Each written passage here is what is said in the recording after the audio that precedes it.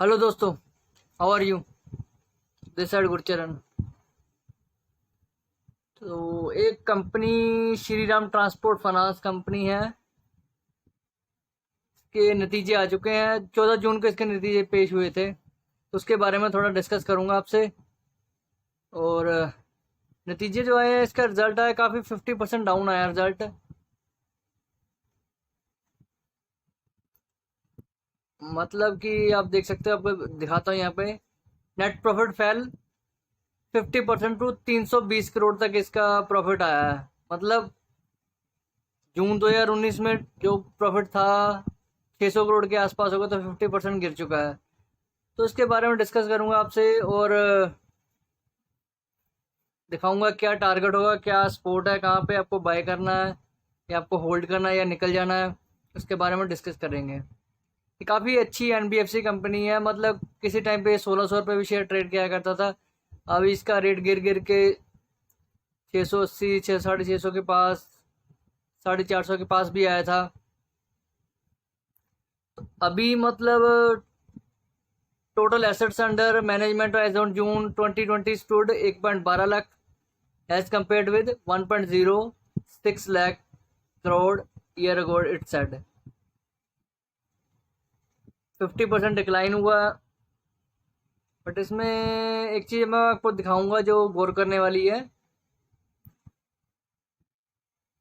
The company has posted net profit 634 crore. मतलब last quarter 2019 में 634 करोड़ का प्रॉफिट था, तो अभी ये 320, मतलब आधा प्रॉफिट इन्होंने शो किया है।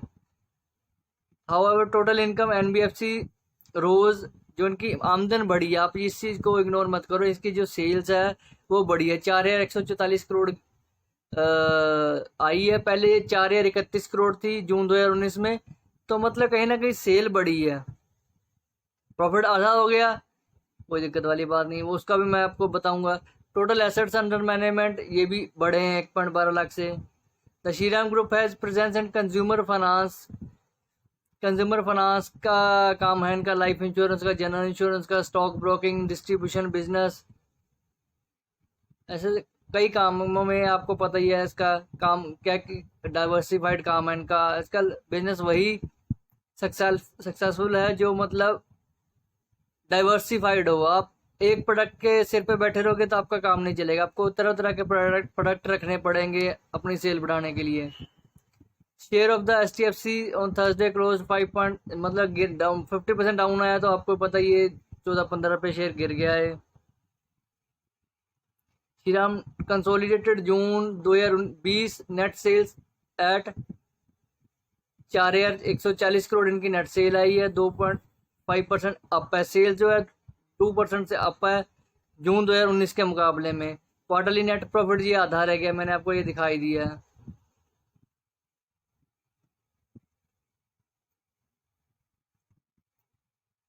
EBIDT stands eight 2,733 crore in June 2020, down 10% from 3,058 crore. EBIDT भी 10% के डाउन है। मतलब 3,000 थी तो 300 करोड़ अगर मैं निकालता तो वही 250 करोड़ के आसपास मेरा EBIDT आया है। EBIDT अब इसके अगर EBIDT गिरेगा तो अपने आप ही ऑटोमेटिकली प्रॉफिट भी मेरा गिरेगा, तो वही 300 करोड़ के आसपास आया प्रॉफिट। श्री राम EPS भी आधा हो गया मेरा। EPS जहाँ 27-28 रुपये था, वह 300 करोड़ प्रॉफिट आया। 600 करोड़ के प्रॉफिट के अकॉर्डिंग 300 करोड़ प्रॉफिट आया, तो वही EPS मेरा 28 करोड़, 28 से 14 रह जाएगा, ऑटोमेटिकली आधा हो जाएगा जब प्रॉफिट भी आधा रह गया तो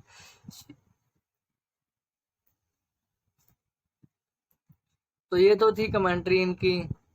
बाकी आगे जो मैं आपको मनी कंट्रोल की साइड पे लेके चलता हूँ, यहाँ पे दिखाता हूँ।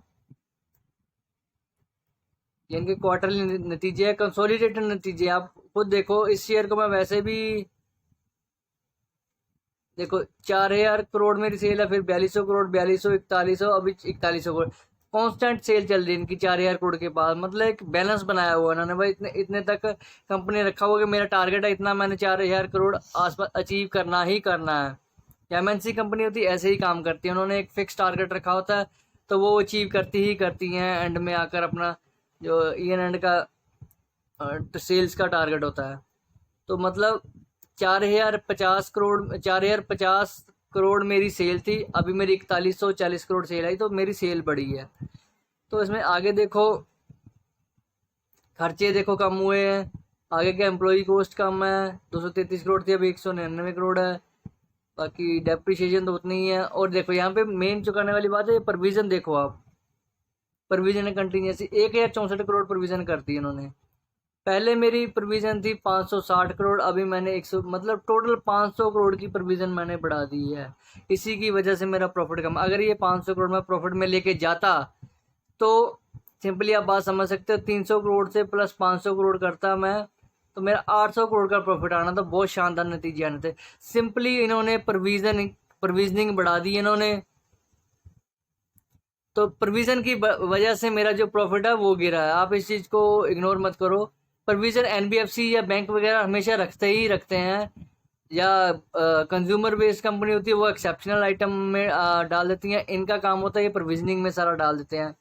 प्रोविजनिंग इसीलिए करते हैं, मैंने आपको पहले बताया हुआ, ताकि आने वाले टाइम में अगर कहीं ना कहीं लॉस होता है इनका, कंपनी कोई बाहर वाली कंपनी जैसे नीरव मोदी ने पैसे मार लिए बैंकों के, या कहीं और ऐसे बिजनेसमैन होते हैं वो इनके पैसे मार ले, तो यहाँ से वो कंपनसेट पहले ही करके रखती हैं अपना।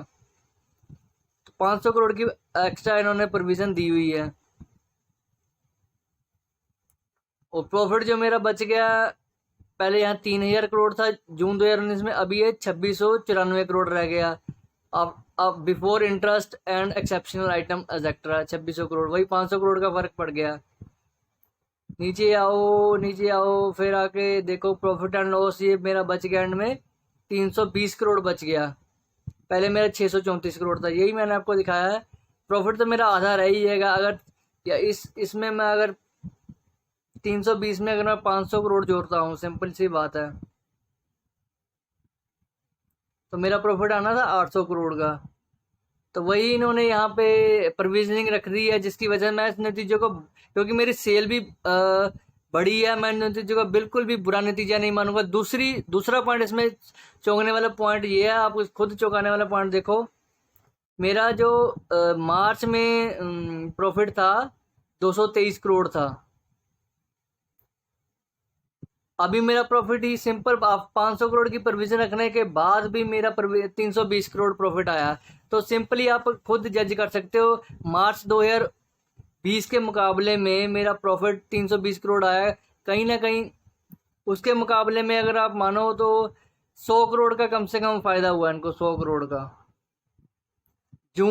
मार्च 2020 के अकॉर्डिंग अगर मैं जून 2020 के रिजल्ट कंपैरिजन करता हूँ, 100 करोड़ का मुनाफा हुआ है। तो नतीजे बहुत ज़्यादा शानदार है, आप इसको इग्नोर मत करो। जिसने भी इसने बाय करना हो, आप बताता था आपको, ये देखो ईपीएस जरूर उनकी हाफ हो गई। मैंने बताया आपको, अगर प्रॉफिट मेरा 600 करोड़ से 300 करोड़ रह गया, तो ईपीएस भी मेरा आधा रह गया। आप 27-28 रुपये से देखो ईपीएस मेरा, यहाँ पे मैं चेक करूँगा जून 2020 के अंदर 14 रुपये आ रहा है, आप खुद देखो यहाँ पे 14 रुपीज़ आ रहा है, तो हाफ हो गया ईपीएस। तो कोई इतनी चलो दिक्कत वाली बात नहीं है। अब करना क्या है इस शेयर में, मैं आपको बोल देता हूँ। जिसने भी बाय करना है, whoever wants to buy this share, make a small stop loss of 660 rupees, 660 रुपये या 650 रुपये का सिंपल आपने, पोजिशनल शेयर है, पोजिशनल शेयर आपको इसमें बाइंग कर सकते हो। 660 रुपये का सिंपल स्टॉप लॉस लगा के आप इसमें एंट्री लो, उसके पास रहोगे तो ज़्यादा बेहतरी होगी। जिसने बाय करना, फ्रेश बाय करना हो, तो मेरा पोजिशनल टारगेट ही इसमें 750 का टारगेट आएगा। फिर सेकंड 2 टारगेट होगा, T 800 रुपये आएगा, T2 will be. whoever wants to buy this share, buy near the stop loss 660 रुपी और 650 रुपी। my first target will be 750 and second target will be 800। ये टारगेट इसमें अचीव करेगा, क्योंकि नतीजे बहुत ज़्यादा शानदार है। सिर्फ इन्होंने प्रोविजनिंग बढ़ा दी है, प्रोविजनिंग बढ़ाने से ये नहीं मैं मान सकता कि इनको लॉस हो गया या इन्होंने लॉस प्रॉफिट कम कर दिया। जब तक कि ये एक्चुअल बैड डेट नहीं हो जाते, पैसे एक्चुअल पैसे मर नहीं जाते कंपनियों द्वारा, तो इसीलिए आप इस चीज़ को इग्नोर नहीं कर सकते हो। बाकी ये तो था रिजल्ट इनका, और बाकी ऑप्शन चेन का एनालिसिस में आपको करके दिखा देता हूँ। यहाँ पे आपको दिखाऊंगा, ये देखो 682 रुपये इसका रेट चल रहा है। तो नीचे की तरफ मैं देखता हूँ, यहाँ पे मेरे को जो सबसे मोटा इंटरेस्ट रेजिस्टेंस, जो पुट साइड की रेजिस्टेंस है, वहाँ पे देखो आप 660 की प्राइस के ऊपर ही 30,000 के कॉन्ट्रैक्ट पड़े हुए, मतलब कहीं ना कहीं पुट साइड पे मेरे को यहाँ पे बहुत बड़ी सपोर्ट नजर आ रही है। ये देखो आप 660 रुपये की स्ट्राइक देखो आप। ठीक है, अगर मैं इसको आगे लेके चलता हूँ तो यहाँ पे 30,000 के कॉन्ट्रैक्ट पड़े हुए हैं। तो सबसे पहली स्पोर्ट न आती है ये 680 रुपये की सिंपल स्पोर्ट आती है। यहाँ पे 60,000 के कॉन्ट्रैक्ट पड़े हुए हैं, बाकी नीचे तो कम ही कॉन्ट्रैक्ट खाली है, कोई इतने ज़्यादा नहीं है। 30,000 मतलब मेरे कहने का मतलब आप 660 के अगर पास आसपास आता है तो इसको आप, मार्केट थोड़ा डिस्काउंट करती है तो इसको बाय करो, उसके नीचे नहीं बाय करना आप लोगों ने, ठीक है। फिर मत बाय करना, फिर भूल जाओ शेयर को, फिर नतीजों अपने आप ही इसको नतीजे बुरे माने जाएंगे अगर 660 रुपये ब्रेक करता है। तो ऊपर की तरफ मैं आपको टारगेट दिखा देता हूँ। सबसे मोटा मेरा जो यहाँ पे पड़ा हुआ है ऊपर का, ये देखो 720 पे 4 लाख की स्ट्राइक पड़ी हुई है। 720 रुपये के ऊपर 4 लाख के कॉन्ट्रैक्ट पड़े हुए हैं। तो मेरा पहला टारगेट 720, फिर 750 और 800 रुपये थर्ड टारगेट होगा मेरा, ठीक है। मैं वही आपको दिखा रहा हूँ। 740 की स्ट्राइक पर 2,25,000 के कॉन्ट्रैक्ट पड़े हुए हैं। फिर 760 की स्ट्राइक के ऊपर 1,37,000 कॉन्ट्रैक्ट पड़े हुए हैं। तो नीचे अगर मैं देखता हूँ 800 की स्ट्राइक के ऊपर भी 2.5 लाख के आसपास मेरे कॉन्ट्रैक्ट पड़े हुए हैं, जो कि ये मच्योर होंगे ही होंगे, ठीक है। मार्केट FIAs जो ये डाटा होता है, ये सारा FIAs का डाटा होता है जो अपना मार्केट में सिक्योर बन के ट्रेड करते हैं, ठीक है। अगर वो फ्यूचर लेते हैं तो साथ के साथ ऑप्शन में भी ट्रेड करते हैं, अपने आप को प्रीमियम पे करके वहाँ पे सिक्योर ट्रेड करते हैं ये। तो यहाँ पे नीचे की तरफ कॉल साइड का अगर मैं आपको सपोर्ट दिखाता हूँ, ये कॉल सपोर्ट का एरिया है। 680 की स्ट्राइक के ऊपर आप देखो 1 लाख का कॉन्ट्रैक्ट पड़े हुए हैं, ठीक है। फिर 660 के स्ट्राइक के ऊपर 62,000 के कॉन्ट्रैक्ट, सबसे ज़्यादा कॉन्ट्रैक्ट यही है। पहले 1,08,000 है, फिर उससे नीचे आता है 62,000। तो कहीं ना कहीं मैं 660 रुपये को बेस मान के आपको ट्रेड दे रहा हूँ। तो इसमें आप 100-150 रुपये इसमें है, 125 रुपये है, इसमें ट्रेड आप इजीली लेके इतना पैसा अर्न कर सकते हो। तो मैंने अपनी तरफ से नतीजों का बड़े प्यार से मतलब आपको विश्लेषण करके बता दिया। अगर वीडियो आपको अच्छी लगी तो शेयर करो, लाइक करो। थैंक्स, गुरचरण है।